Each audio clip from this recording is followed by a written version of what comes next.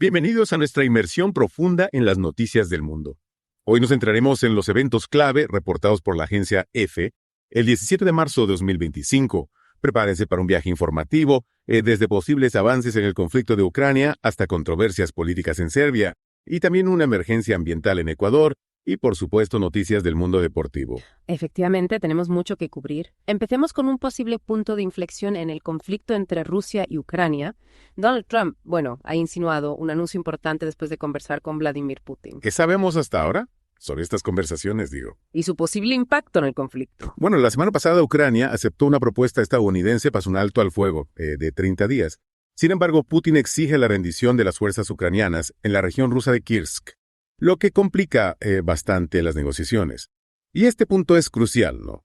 Porque Kursk, aunque internacionalmente reconocida como parte de Ucrania, ha estado bajo control ruso desde la invasión de 2022. Entiendo. La situación en Kursk es un punto de fricción importante. Y en este contexto, ¿qué papel juega Steve Witkoff, el enviado de Trump para Oriente Medio?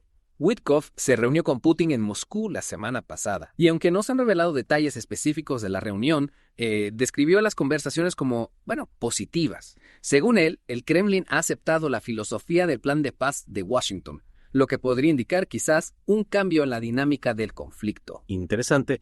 Trump también mencionó algo sobre dividir ciertos activos en sus conversaciones con Rusia.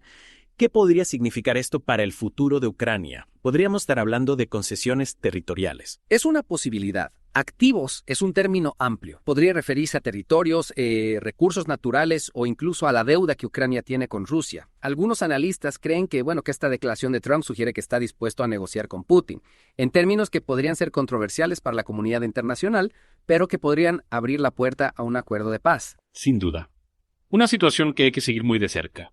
Ahora, cambiemos de escenario y vayamos a Serbia, donde una protesta masiva ha provocado serias acusaciones contra el gobierno. Exacto. La oposición, junto con la Universidad de Belgrado y grupos estudiantiles, acusan al gobierno de utilizar un cañón sónico contra los manifestantes durante una marcha antigubernamental. Lo preocupante es que este tipo de dispositivo está prohibido en Serbia. Un cañón sónico. Para quienes no estén familiarizados, ¿podrías explicar qué es exactamente?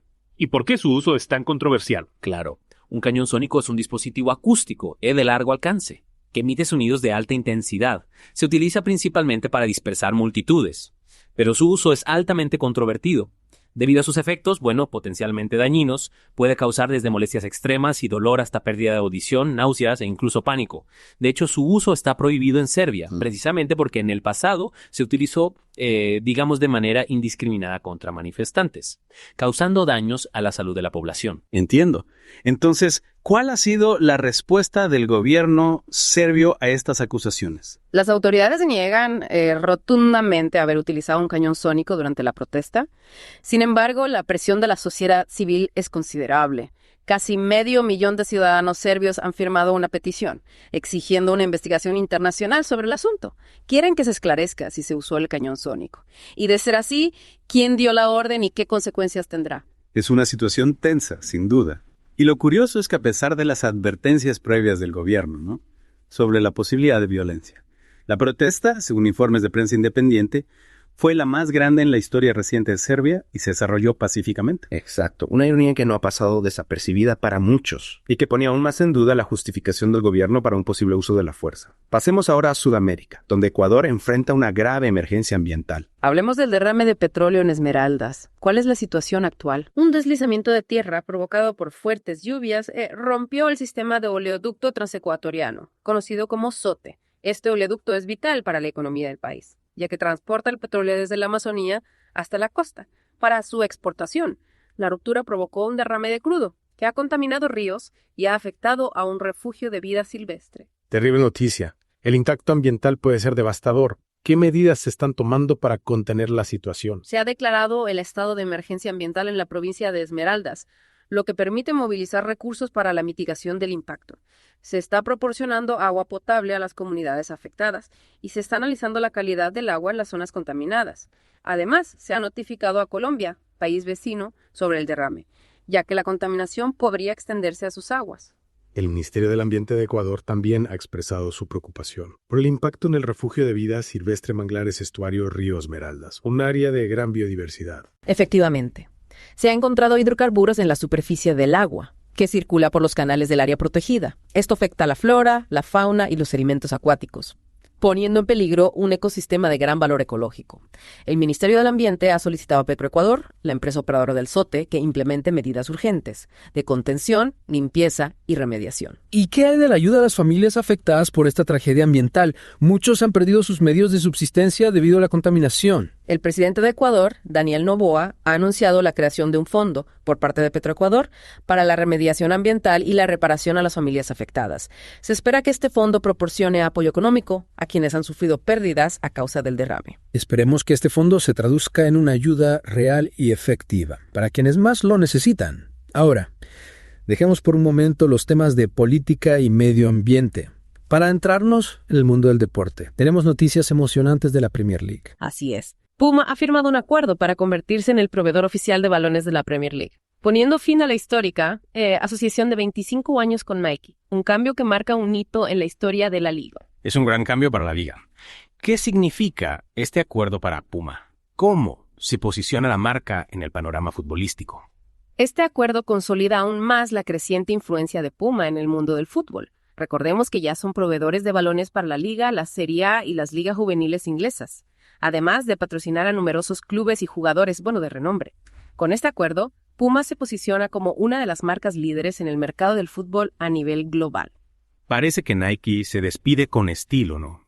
He oído que han lanzado un balón conmemorativo. Cierto. Nike ha lanzado una edición conmemorativa del balón Total 90, como un último homenaje a su larga trayectoria en la Premier League. Un gesto que seguramente será apreciado por los aficionados. Y por su parte, ¿qué planes tiene Puma para su nueva era en la Premier League? ¿Cómo piensa aprovechar esta oportunidad? Puma se ha comprometido a apoyar iniciativas de Football Base, realizar campañas de marketing y participar en eventos, como los amistosos de pretemporada que los equipos ingleses juegan en Estados Unidos.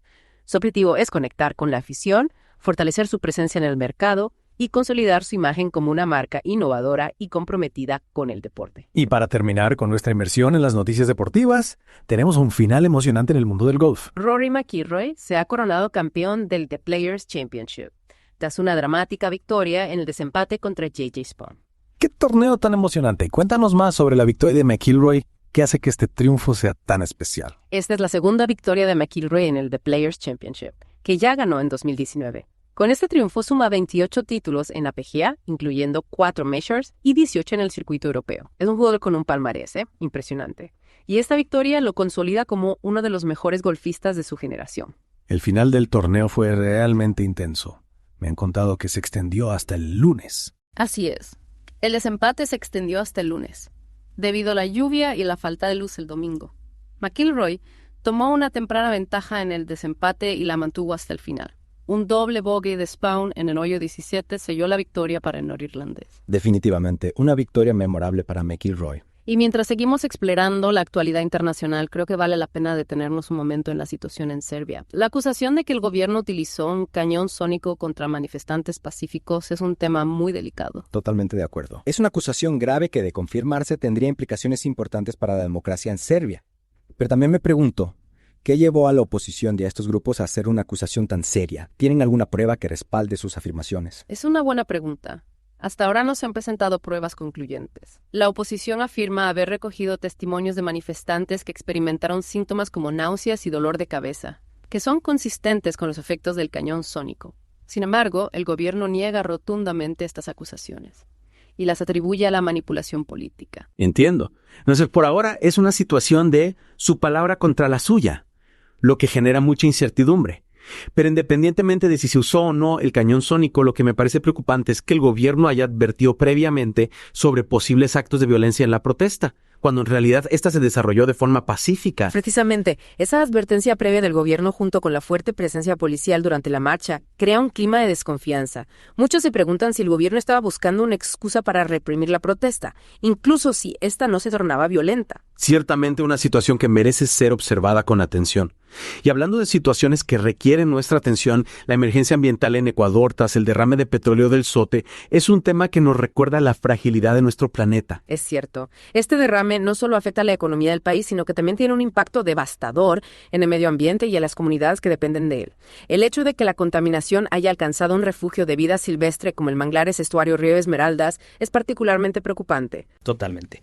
Y más allá de las acciones inmediatas de contención y limpieza, ¿qué se está haciendo a largo plazo para evitar que este tipo de tragedias vuelvan a ocurrir? Esa es la pregunta clave. Es fundamental que se implementen medidas preventivas para evitar futuros derrames. Esto implica invertir en la modernización de la infraestructura del oleoducto, fortalecer los sistemas de control y vigilancia, y desarrollar planes de contingencia más efectivos. Y no olvidemos la importancia de investigar a fondo las causas de este derrame en particular. ¿Fue un accidente inevitable o hubo negligencia por parte de Petroecuador? Es fundamental determinar las responsabilidades para que se tomen las medidas correctivas necesarias. Absolutamente. La transparencia y la rendición de cuentas son esenciales en este tipo de situaciones. La sociedad ecuatoriana tiene derecho a saber qué falló y quiénes son los responsables de esta tragedia ambiental.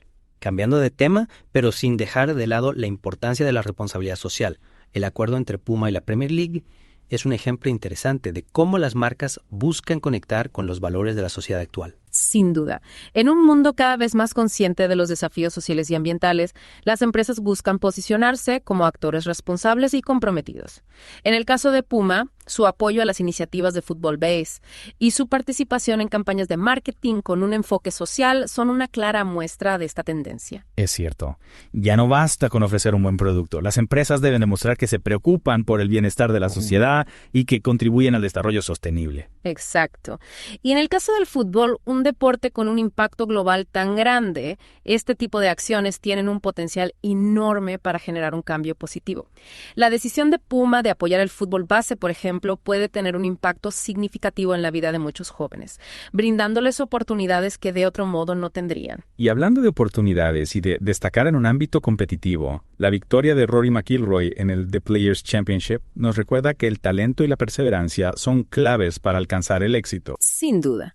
McIlroy es un ejemplo de dedicación y pasión por su deporte. Su victoria en un torneo tan prestigioso y con un final tan emocionante es un testimonio de su capacidad para superar la presión y dar lo mejor de sí en los momentos cruciales. Y más allá del triunfo personal, su victoria también nos inspira a perseguir nuestros propios sueños sin importar los obstáculos que encontramos en el camino. Es cierto. La historia de McIlroy nos enseña que el éxito no llega de la noche a la mañana, sino que es el resultado del esfuerzo constante, la disciplina y la creencia en uno mismo.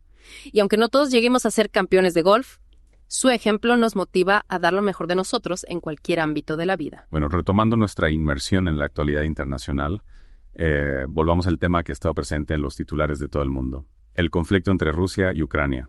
Las recientes declaraciones de Donald Trump sobre un posible anuncio, tras hablar con Vladimir Putin, han generado mucha especulación. Y, por supuesto, preocupación. Sí, es un tema complejo y delicado.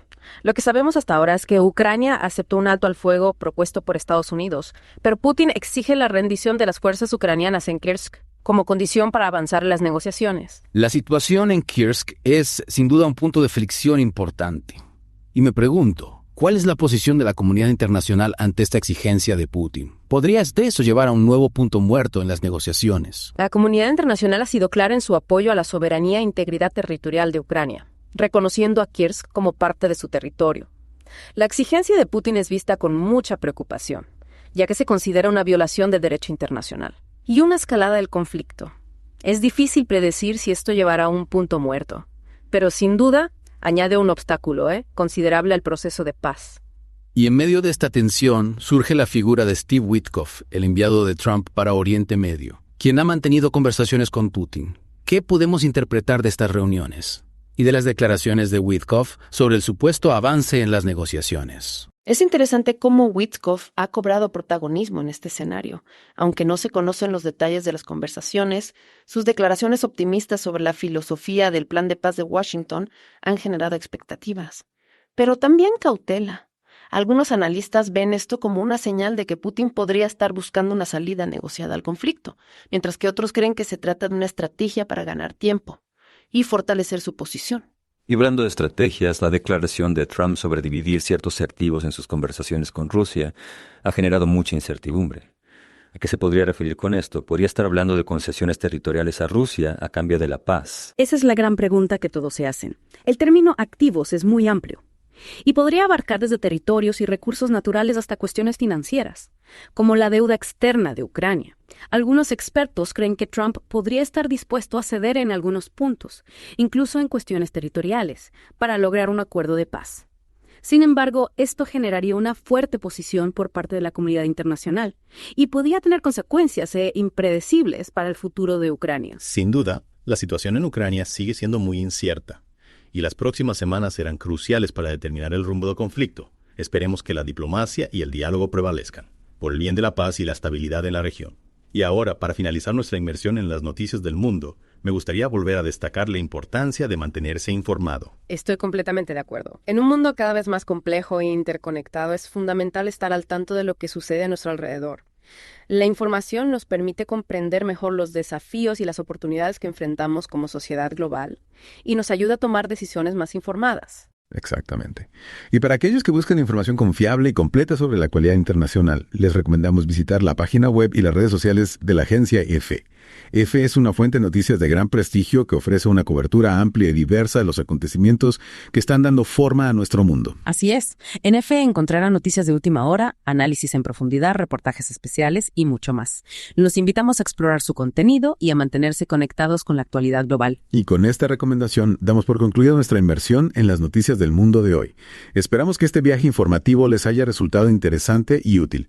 Hasta la próxima.